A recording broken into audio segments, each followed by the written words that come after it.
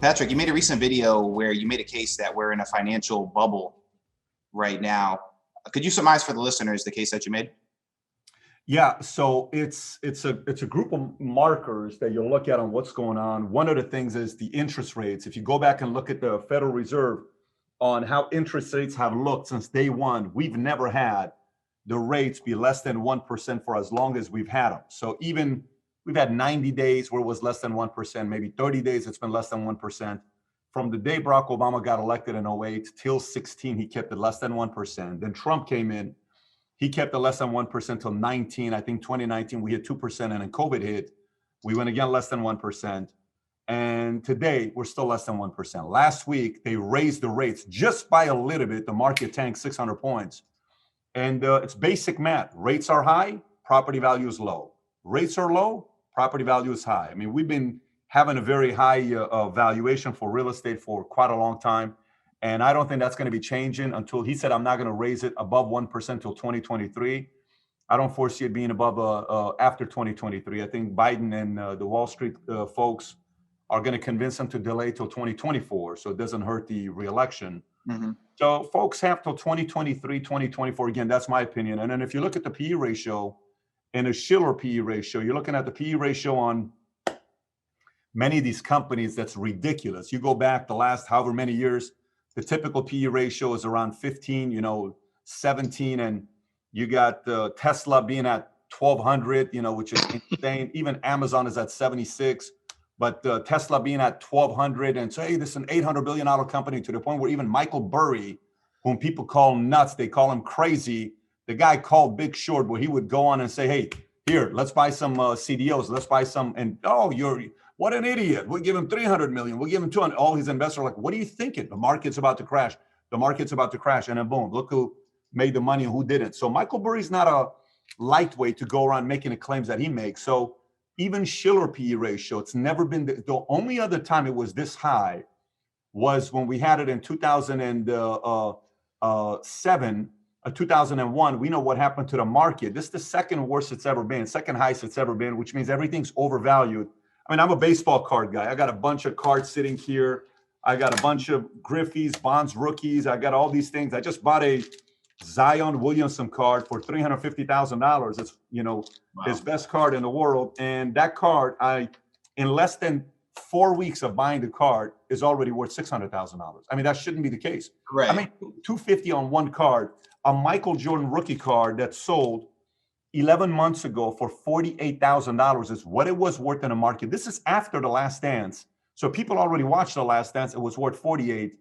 The card just sold a couple weeks ago for $738,000. No card should go from 48 to 738, knowing there are 300 1986 Jordan Fleer PSA 10. So that's going to go up to being $1 million card, but will it stay there for a long time?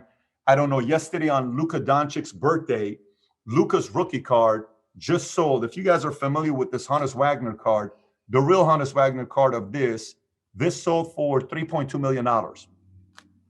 Just yesterday, Luka Doncic, he's been only playing basketball for 2 years in the NBA. He's 22 years old, never won a championship, never won an MVP. Just a great player, but never had any kind of milestones. His card sold last night for $4.5 million. Holy cow. Second most expensive card ever sold.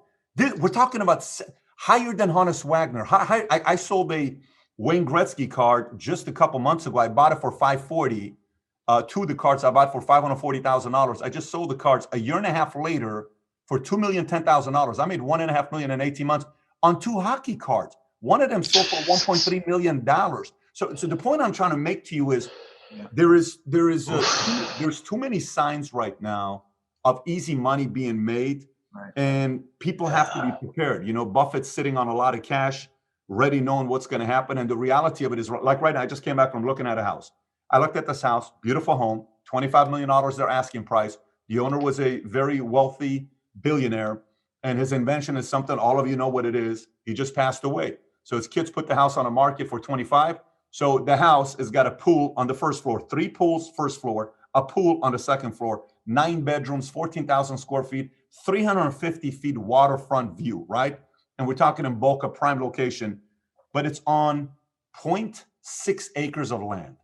And then I'm looking at another house that's the fourth biggest lot in Boca, right?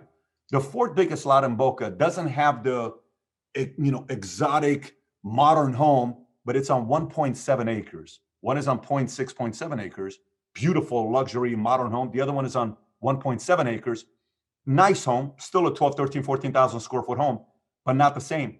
But I'm buying the land because you can't build more land. The idea of keeping gold, land, stuff like this, cards, it's just whatever you cannot reprint more, the value is going to go up because we just made another 1.9 trillion dollars of debt that we're sending out. And don't forget, out of all the money ever printed in the history of America, let me say this one more time, out of all the money printed in the history of United States of America, 20% of all the money ever printed was printed in 2020. That's ridiculous. Yikes. Thinking about this. Leaping lizards. So a lot of this stuff is going on at the same time, and I'm not one that's sitting here saying I'm an economist. I'm not Milton Friedman. I'm not Laffer. I'm not any of these guys that say I'm not Arthur C. Brooks. All I'm saying to you is, when you see certain trends taking place, you ought to keep your eyes open and just be ready for it. For sure. Now working under this assumption here, Patrick, that we are in a bubble, how is this going to affect your investment strategy going forward? Like, what type of adjustments will you make? Well, I mean, worst time to buy a house. It's just the reality of it. I'm buying it because I'm buying land. I'm not buying a house. I'm buying land. So big difference. If you're buying a house because the house is sexy, someone's going to tear it down and rebuild it. If the land is a small land, no one cares how sexy the house is. So if you're going to buy anything, buy land, because we don't have more of it, not a house. I don't know if that makes sense or not.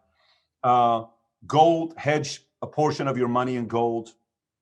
If you don't know a lot about cards, then don't even mess with it. If you do, put a small percentage into it because you can't reprint another. Look, there are 3 Mickey Mantle PSA 10 cards, 1952 tops. I know who owns all 3 of them. Okay, it's 3 different people. One of them is owned by the owner of Arizona Diamondbacks. You know what he's asking for the card today? A PSA 10 is the highest. It's like gem mint. Do you know what the asking price on that card is today? 30. Not 30,000, not 300,000, not 3 million, $30 million for one card. Why? It's since 1952. You cannot reprint it, right? So solid land. Companies that you're looking at that are value companies that what they produce isn't a myth. You have a certain, I'm still hedging myself by having a little bit of cash to be prepared for opportunities that are going to come up because they're going to come up. Yeah. And then obviously there's a lot, don't get me wrong, I'm still 42 years old. So if I'm investing long-term, I'm not really worried about what's going to happen to the market. You're still doing dollar cost average and you have to kind of look at the age. If you're 65 years old, don't have more than 35% in equities, make sure you're protecting your money because the other 65% needs to be in some secured treasuries. 35% you can play with it. I'm still 42, which means 100 minus my age, 42. I can be 68% in a market and I'm fine. And I'm even higher than that because my money is a long-term play. I'm not playing for the next 3-5 years. I'm playing for 20, 30 years. So for anybody that's looking at it for the next 3-5 years, brace for impact. But if you're looking at it for 10 to 20 years, it's a different ballgame. But regardless of it all,